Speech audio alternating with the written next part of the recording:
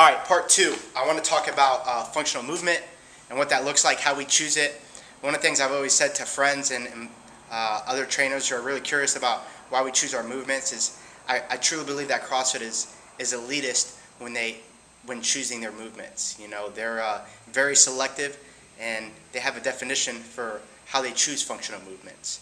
And I like that, right? I don't just go on YouTube and look at some cute little movement that I saw this little guy from the Globo gym do and want to implement that in my gym. It doesn't work that way. I have a definition for functional movement, and I have to make sure that the movements that I'm using fit that criteria, and if they don't, I spit them out.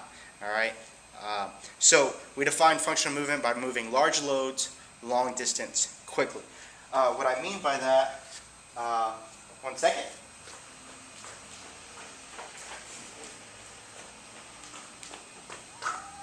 I'm back. What I mean by that is we move functional movement. Is equal to moving large loads, long distance, quickly.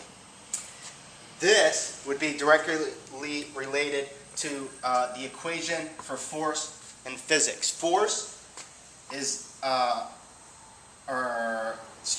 for power, not force.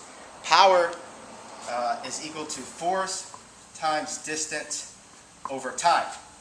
Now, what exercise physiologists have said is that actually power is directly equal to 3 bar sign to intensity. So when we say with CrossFit that we are constantly varied functional movement at high intensity, what we're meaning is that we produce massive power in all our workouts. It's pretty cool. Right, we get into the scientific perspective of all this stuff. But here we go. Force would be your load, right? So we move large loads. This distance would be long distance, and this time, equation for time, is our quickly factor, all right? And when we put that together, kind of mimics our definition for functional movement, moving large loads, long distance, quickly. And it's not that if it doesn't fit that criteria that we won't use it, but we probably won't use it in a workout. We might use it for supplemental exercises, but we won't use them in a workout because they're slowing our power output down. They're slowing down our intensity. A great example of that is a Turkish skid-up. I love that movement, but I will never use it in a workout. Right? Can you imagine someone running 400 meters, creating massive power in that sprint, coming back here and slowing them down to the kettlebell, right? When I'm asking for high intensity, it doesn't work really well, right? It does move. It does meet 2 of the 3 criteria, and that it moves at large loads, long distance, but it doesn't quickly. You can't really do a Turkish skid-up really fast to make it beneficial enough, right? That movement is done with steady control, and because of that, it slows us down. So because it hasn't fit that criteria, I won't use that in a workout.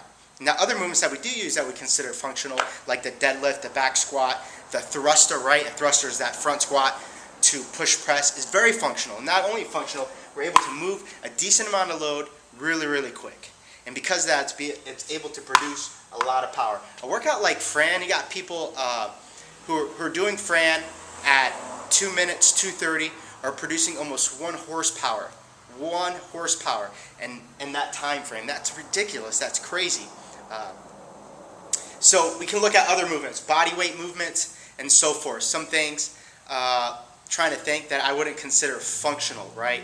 Maybe that kind of wood chop rotational stuff, right? And that's just because one is the distance issue, right? I don't think you can travel enough with that rotational force here. I don't think you're going to produce a lot of intensity doing that.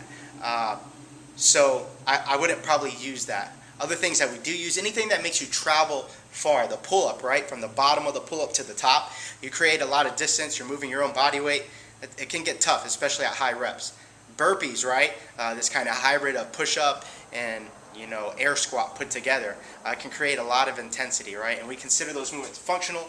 They're also functional because we mimic them in daily life. It's just something that we derive. These movements are not created in the gym. They actually exist out in life, and we pull them into the gym. And that's pretty cool as well. That deadlift is nothing more than lifting some heavy-ass load from the ground and lifting it up to a neutral position. The back squat is nothing more than me taking a crap on the toilet and being able to lose that. Side note, when someone loses functionality, right, you see this more in the special populations, 80 and older, people actually lose the functionality to squat, right? And when they do lose that functionality, it's when they find themselves in the nursing home, because they can no longer take a poo, they can no longer get into the bathtub anymore, and because of that they need assistance, right? And that's a problem. We don't see that as evident in our time because we're really young and we can do a lot of amazing things like back squat 3 times our body weight and do other ridiculous stuff like that. But when you get older, you start to struggle in that functionality. You start to see functionality at its best. So what I would consider, let's say gymnastics, right, stuff are pull-ups that we consider functional. Pull-ups, sit-ups, push-ups, burpees, handstand push-ups, right? Body weight stuff, all the calisthenic stuff that we used to. Jumping jacks are cool, but I just don't see myself doing those in the middle of a workout. Air squats, right? Squats without any load. Our weightlifting, right? Some stuff's controversial there of what stuff. Most barbell movements, barbell complex things will use Olympic lifts, right, or progressions to the Olympic lifts. So not only the snatch and the clean and jerk, but what about the power clean? What about the hang power clean? What about the overhead squat? What about the front squat? What about these things that we use as assistant exercises normally? We would not bicep curl. We do not do it. We joke about it, but we do not do it for a couple of reasons. One is you can't really load that bicep enough in that position, and you don't travel really far. Our natural bicep curl is 2. Either one is the pull-up. You want to build some massive biceps while still using the functionality of your whole body. Just do a lot of pull-ups and many different variations. That's our number 1 bicep, as I consider bicep developer. If someone wants to contradict that, I challenge it, please.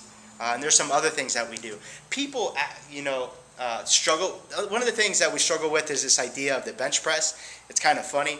I think that the bench press has the potential to build massive upper body. We've seen that in these guys in the global gym walking around like this, International Bench Monday. We get it, we got it. The problem with that is just kind of an oxymoron to the workout. Can you imagine busting your butt? You just rocked out 21 reps on the deadlift, and all of a sudden I ask you to go to the bench and you go and lie on your back, right? It's this kind of feeling of submission, and I think that's why we struggle with it. I've never gotten off the bench and huffed and puffed, and I think that's another issue with that exercise, but I will use it for a supplemental. I might do a strength bias where we work on a bench initially, right, and then do a short, what we call Metcon, a metabolic conditioning workout, where we put a couplet or a triplet together to kind of challenge that intensity a little bit. But I really struggle sometimes putting that bench in the middle of a workout. I feel guilty sometimes when I do, but if I feel like our programming needs it and that our upper body strength is lacking, then I'll put it in there, right? And this is, again, my answers, my beliefs are not all right or correct. They're just a way for me to challenge the traditional view of things like that. We won't do any tricep pull downs. It's silly. You want to build your triceps, go do massive amounts of handstand push-ups and call me later. All right, do some push-ups, develop that as a stabilizer muscle as well. There's so many other ways around it. You're only limited by your creativity. That's what I always say with programming, trying to teach programming to others. You're only limited by your own creativity. So weightlifting, we talked about that, and then obviously your metabolic conditioning, anything that's going to get your heart rate up really, really fast, right? You're running, we talked about this earlier, you're running, you're swimming, you're biking, you're rowing, you're jump roping, and those things as well. So that's part 2 of our program, and come back next week to another part.